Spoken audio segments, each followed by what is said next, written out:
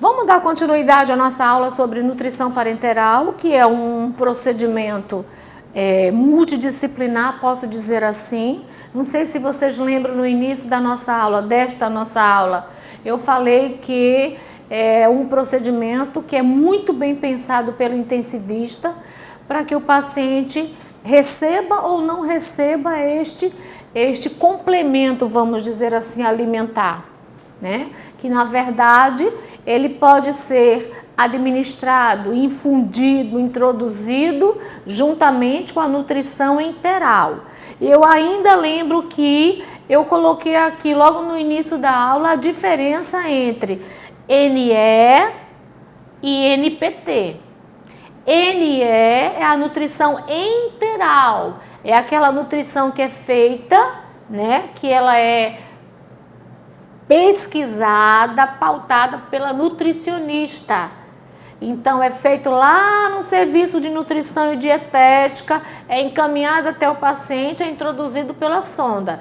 Já a nutrição parenteral, o nome já está dizendo, ela vai por via parenteral, ou seja, não vai ser pela sonda, será pela veia.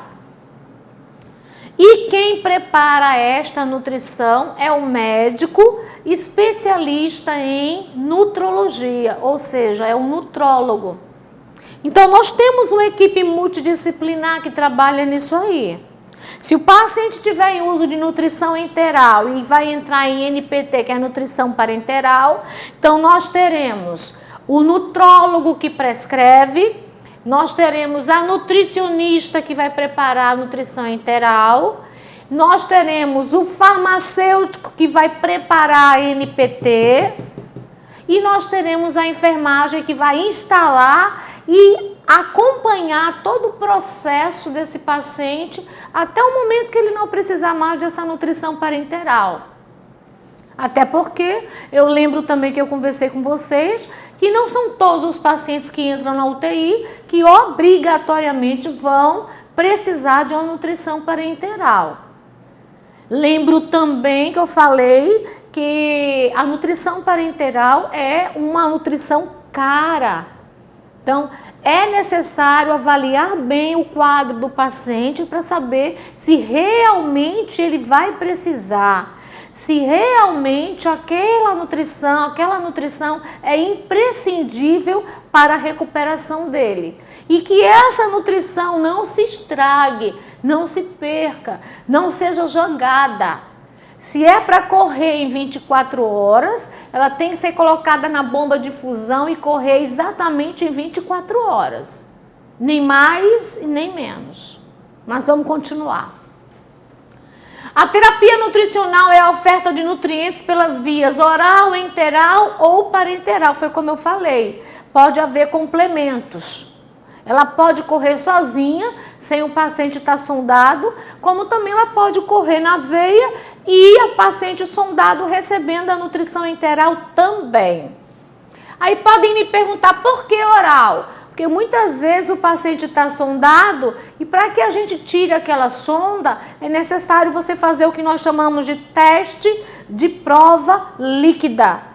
Ou seja, nós começamos a dar líquidos para esse paciente para que a gente tenha certeza de que ele está conseguindo deglutir, aceitando bem o líquido, depois o pastoso, depois o brando, para assim você ter a certeza de que a retirada desta sonda não vai ser à toa.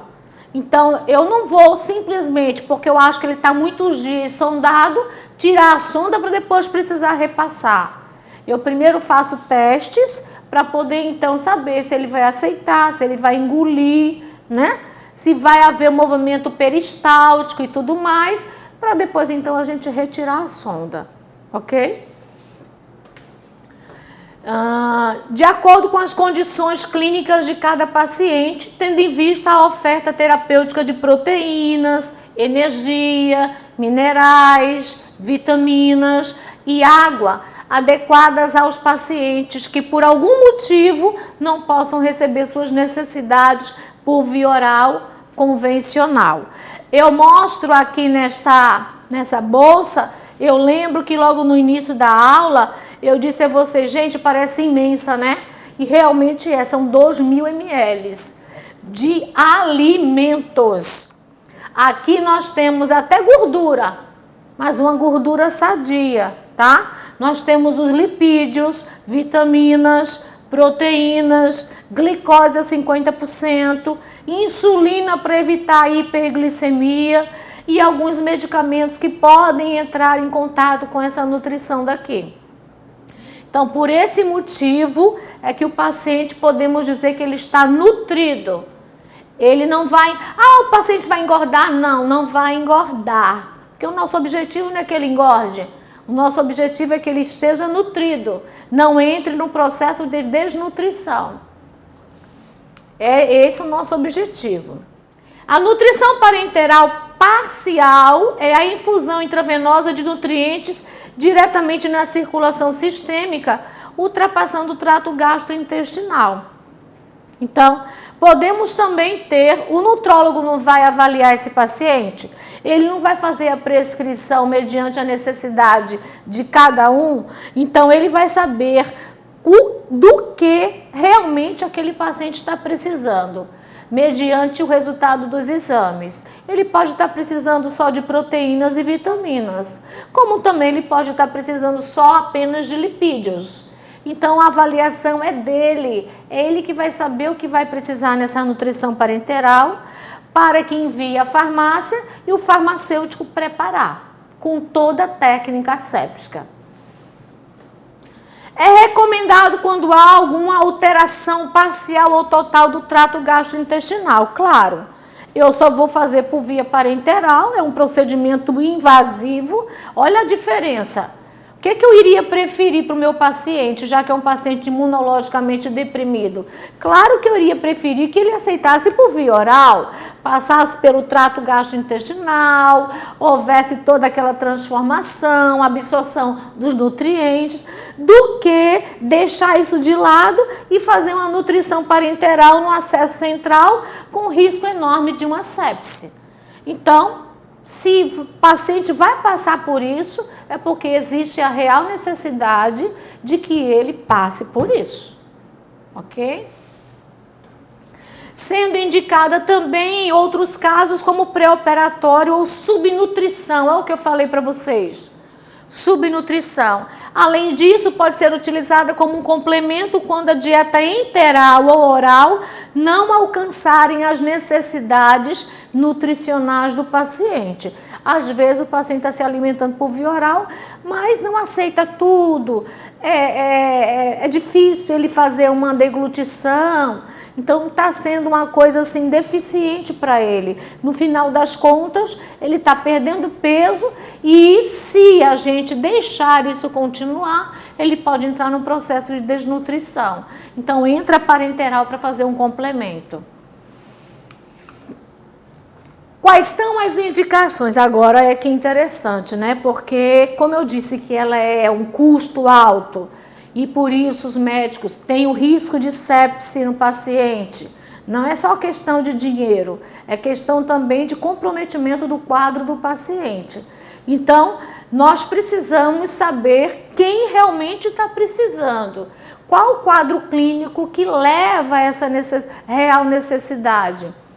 Primeiro caso, doença da base em ingestão, em digestão ou absorção dos nutrientes. Então, para que eu tenha uma boa nutrição, vamos dizer assim, eu tenho que ter essas 3 situações aqui, tá? Que é um passo a passo. Eu tenho que ter uma boa ingestão, ingerir, digerir e absorver. Se uma dessas situações, né, estiver com algum comprometimento, eu não vou ter uma boa nutrição. Então, prestem bem atenção, que esse é o passo a passo. É o que nós fazemos no dia a dia, porque tudo isso que é explicado aqui, normalmente acontece com a gente. Só que a gente está tão envolvido nas situações do nosso dia a dia, que a gente não para pensar como o nosso organismo funciona. A gente não para pensar que você está respirando assim, ó, o ar ambiente. De vez em quando é que você faz uma inspiração profunda. Você não para pensar que os nossos órgãos vitais trabalham 24 horas incansavelmente, sem pedir folga. Nossos rins, eles trabalham 24 horas. Até quando você está dormindo. Nosso coração também. Nosso cérebro também. Então a gente não para pensar nessas situações, tá? Eu gosto demais da fisiologia, não que eu não gosto da anatomia, até porque as duas precisam estar juntas. Mas se vocês pararem para pensar na fisiologia, no que acontece dentro do nosso organismo com cada órgão, como funciona, o porquê disso, o porquê daquilo, vocês vão se apaixonar, como eu sou apaixonada. Eu acho incrível como o nosso organismo funciona. Então é necessário que haja ingestão, tá? A digestão, que justamente é a transformação das macromoléculas em micromoléculas, para depois então acontecer a absorção desses nutrientes, ok? Os estados hipermetabólicos, como grandes queimados, tá? Os grandes queimados, eu não sei se eu comentei em uma das aulas, que eu falei que um grande queimado ele é considerado a partir de 20% de área de extensão queimada. Então, cada areazinha do nosso corpo, quando a gente der aula de grandes queimados, que a gente vai chegar lá, cada parte do nosso corpo tem uma porcentagem. Se eu queimei todo o meu membro superior, a parte anterior e posterior, eu tenho aqui 9%. Se foi queimado só a parte anterior, tem 4,5%. E assim eu vou somando com cada área de extensão, com cada área queimada, e aí eu vou saber o total de área de extensão queimada, e no final das contas saber se eu sou uma grande queimada ou não. E ainda levando em consideração o grau das queimaduras. Foi queimadura de 1º grau, de 2º grau, de 3º grau ou foi carbonizado? Porque se foi carbonizado já precisa de uma amputação. Bom, mas isso a gente vai entrar em detalhes depois. Pacientes sépticos. O que é um paciente séptico? É o paciente que entra num processo de infecção generalizada. Falei também em aulas anteriores, sepse é sinônimo de septicemia. Septicemia e sepse é a mesma coisa com infecção sistêmica, generalizada. Deixou de ser local e passou a ser sistêmica. Politraumatismo extenso. Quando eu começo a passar isso nas aulas, os alunos dizendo assim, ô professor, esse paciente não já morreu? Não, eu sei de jeito nenhum. Ele chega com TCE, trauma de mandíbula, trauma de clavícula, membros superiores, pelve, membros inferiores, mas está vivinho da Silva. E acordadinho, prestando atenção a tudo o que você fala, tudo o que você faz. Ele só não pode mexer, mas ele ouve e entende tudo o que você está falando. Como também por conta do TCE, eu não posso dizer a você que ele vai ficar 100% acordado. Ele pode também estar em coma, por conta do TCE e não por conta dos outros traumas. Pancreatite aguda, porque aí atingiu o pâncreas, vocês sabem que produz a insulina, e a insulina é necessária para, juntamente com a glicose, produzir energia nas células. Então, tudo isso tem um porquê, tá? Fístulas intestinais de alto débito. Vamos entender o que é uma fístula. Eu entendi o que era uma fístula, vou citar um exemplo, uma experiência minha. Eu entendi o que era uma fístula quando, num determinado momento em que eu estava de plantão na UTI, eu me deparei com uma paciente eliminando pela vagina fezes. Ora, a gente sabe que se fizer um corte perpendicular numa mulher, porque os aparelhos internos feminino são diferentes do masculino. Se eu fizer um corte, a gente tem a parede bexiga, útero e reto. Bexiga, urina, o útero, né? Que a depender tá lá vazio ou não, e o reto tem um bolo fecal.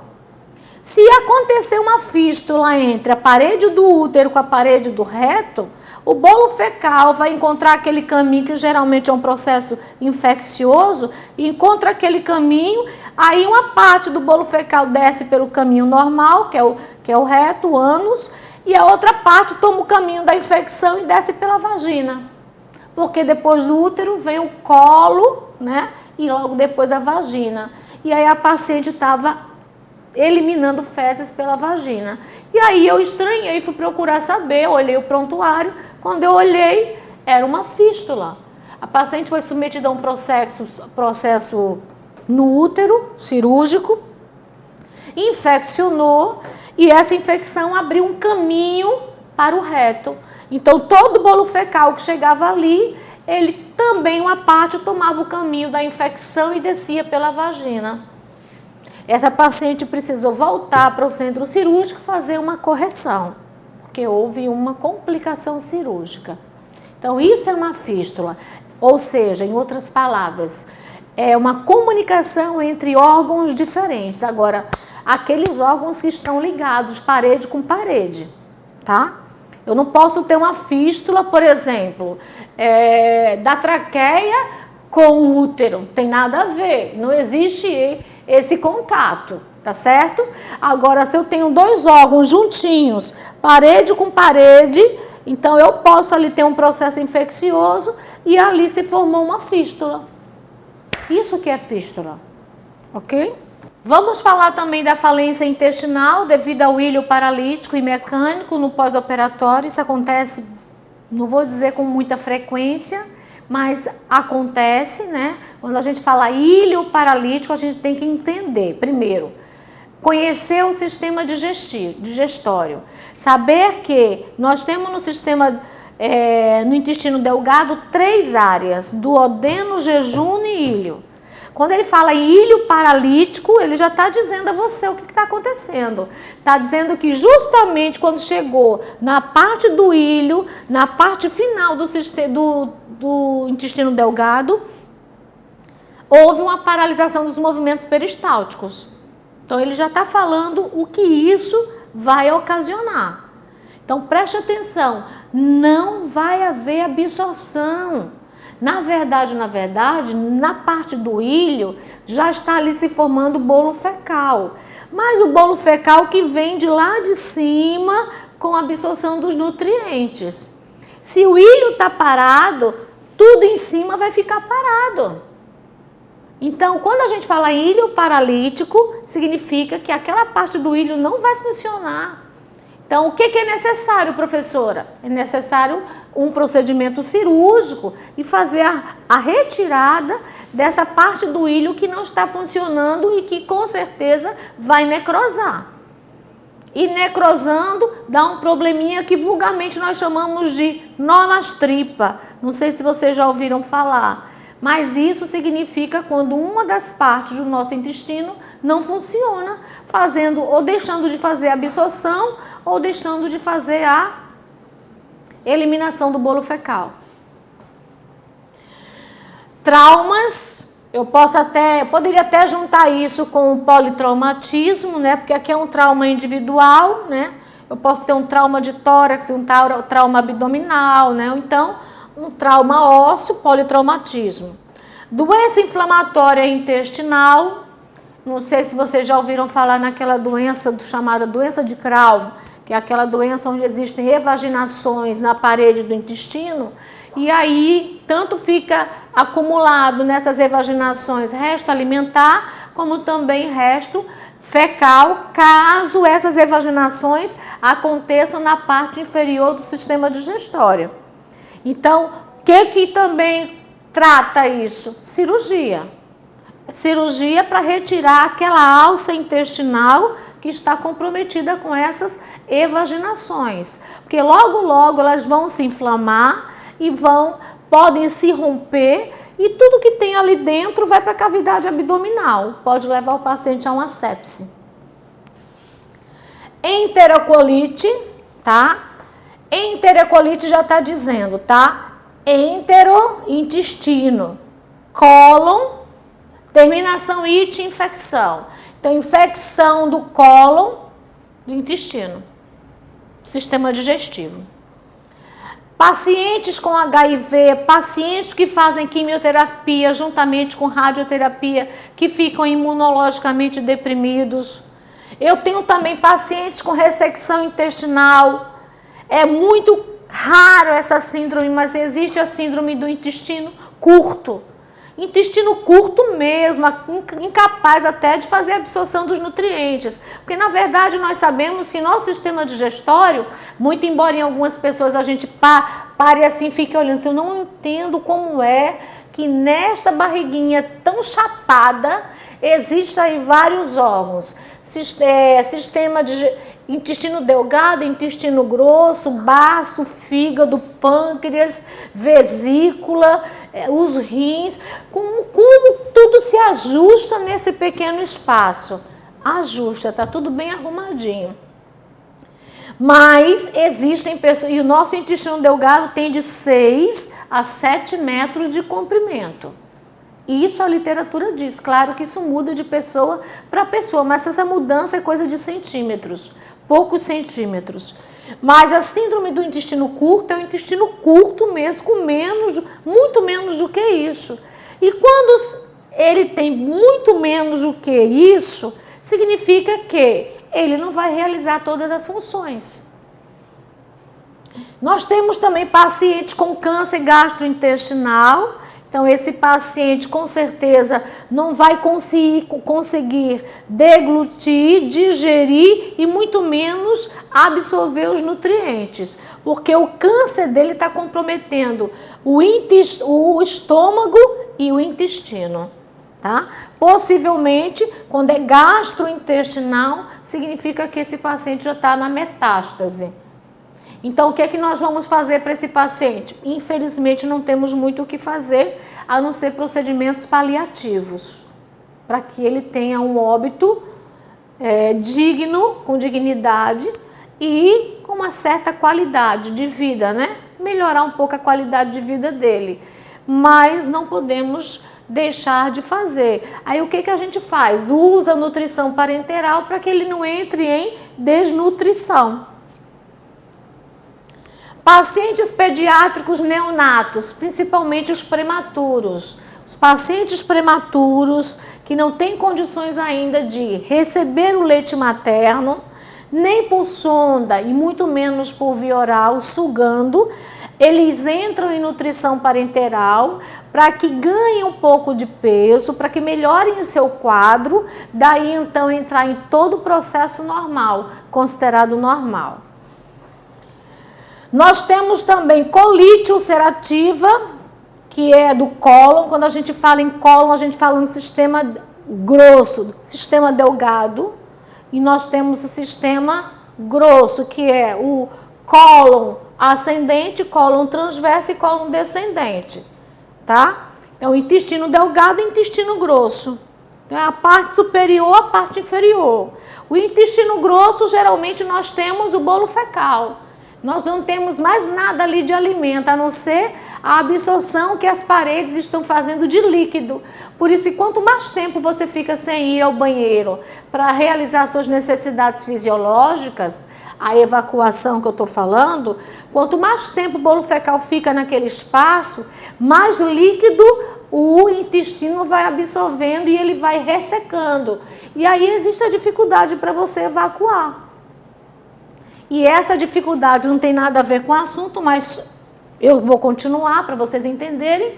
Essa dificuldade, quanto mais dias você passa sem evacuar, essa dificuldade vai fazer com que você se esforce mais para colocar esse bolo fecal para fora e os vasos anais vão dilatando. Daí o aparecimento das hemorroidas. É um dos motivos, existem outros.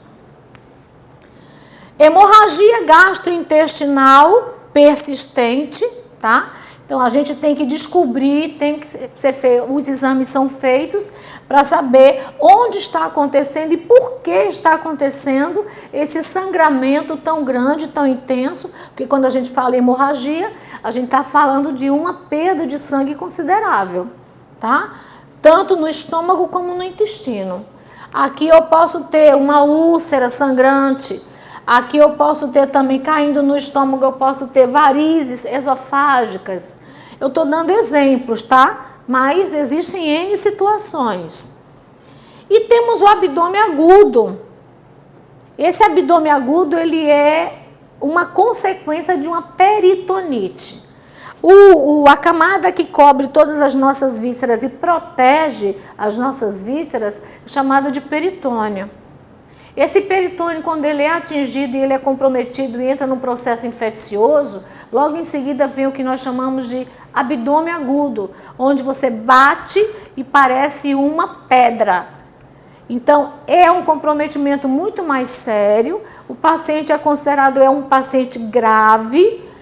O único procedimento não é medicamentoso, o tratamento dele é cirúrgico, tá? E possivelmente entra numa sepse, que é a infecção generalizada. E esse ilho paralítico, foi o que eu já comentei anteriormente, né? Pode ser tratado logo, como também ele pode ser prolongado. Isso vai depender muito da rapidez no diagnóstico e a rapidez também no tratamento. E aqui, para finalizar, eu estou mostrando para vocês o que nós chamamos de fluxo laminar. O fluxo laminar é um espaço específico para o preparo da nutrição parenteral, seja ela parcial ou total. Essa nutrição parenteral, observem que a pessoa que está preparando está parecendo um verdadeiro astronauta, por conta dos EPIs que são necessários.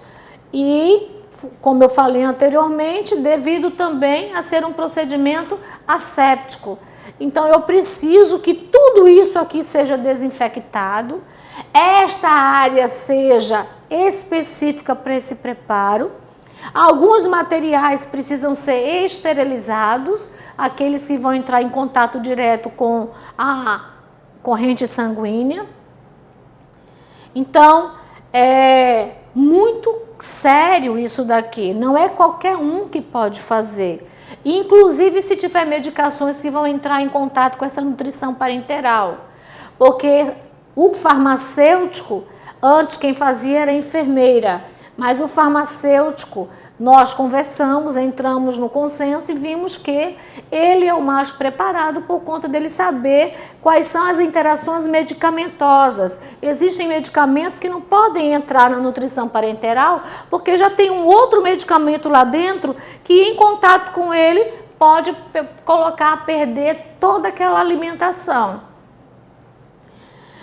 Essa nutrição parenteral, ela é feita para 24 horas, ela é conservada sob refrigeração, ela é retirada da refrigeração 15 minutos antes para não ser infundida no paciente gelada. Ultrapassando as 24 horas depois de já infundida no paciente, mesmo que tenha metade da nutrição, é necessário que seja desprezada, porque ali já pode começar um processo de meio de cultura, principalmente por conta da glicose a 50%. Então é muito interessante que isso seja visto e isso é de nossa atribuição, é atribuição da enfermagem.